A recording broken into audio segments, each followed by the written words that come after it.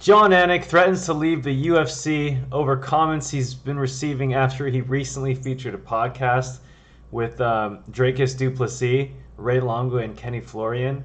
He goes on to say, "I'm getting to the point where I'm 45 years of age," as if he's talking like he's been a UFC fighter who's been going through hours of grueling cage fights and weight cuts and nutrition routines. Jon, you're a commentator. All right. On top of that, your job isn't very difficult. You're not nearly as good as Paul Felder. Your job's not nearly as hard as Daniel Cormier or Joe Rogan. Because let's face it, you have a great voice, you have good tonality, but let's all be honest, Jon Anik isn't the guy we go to if we're trying to learn about technique or in-depth fight analysis. Right? For the first 5 years I watched Anik, literally the only thing he would say during his fight is, and you guys know this, please comment if you know what I'm talking about, "Strickland lands that jab with conviction," or "Dracus lands a body kick with conviction." "Oh my goodness, Myra lands that hook with heavy conviction." He must have said that word on every card for like a decade. Am I right, you guys? Who remembers that? Now, to be fair, I'm sure he didn't grow up being a professional MMA commentator. I'm sure he doesn't have as much MMA training experience. That's fine. But Jon, if you're going to have a job at the UFC, being a commentator, I think it'd be wise to at least learn a little bit about the sport. And he's gotten a little bit better, but fans really just see him as a voice. He's kind of like Bruce Buffer, except, before the whole fight begins. So I do understand why hardcore Strickland fans are going to be quick to bully this guy, because they all probably think they know way more about MMA than he does. They probably do for the most part, but just a little bit. That being said, if you're threatening to leave the UFC because some of your listeners on your 32,000 subscriber podcast disagrees with you, man, you're gonna be in for a surprise, because man up, imagine what guys like MMA Guru have gone through, right? Michael Bisping, fucking Daniel Cormier, Joe Rogan, the list goes on. Anyone who's outspoken and isn't afraid to give his opinion is going to face backlash. But you don't see those guys complaining all that much or bitching and whining, right? If you're gonna be outspoken, man up about it and don't have any regrets, no matter what the fucking population says or what a bunch of Sean Strickland fans, say. But we're all human, You got to understand, YouTube is a platform that people can freely get out their opinions.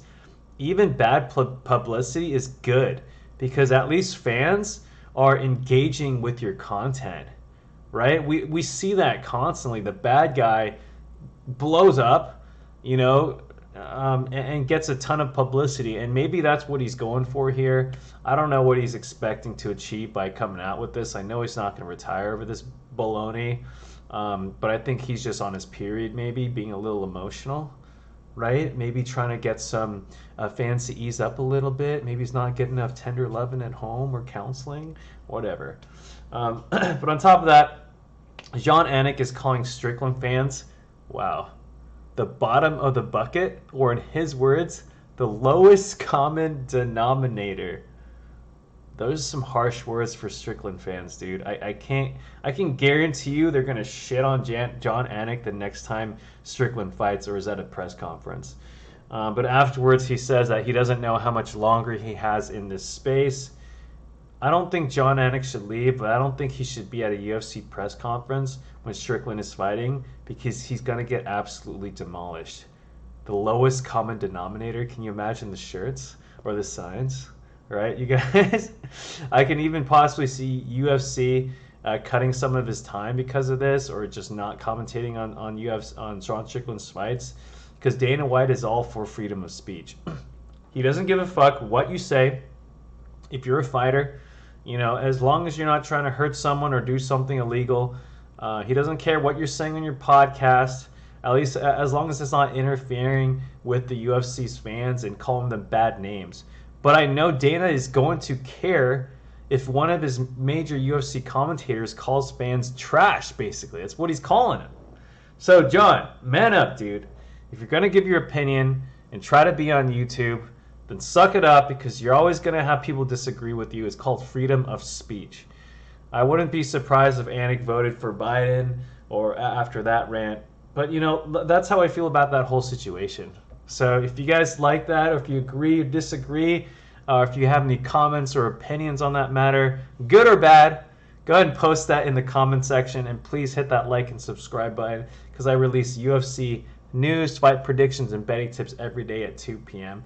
Next video, I'm going to go over Vince McMahon. Holy shit, if you haven't heard that news, it's going to be a wild one. All right, but every day at 2 p.m. Pacific time, I come out with videos. So until the next video, peace out, you guys.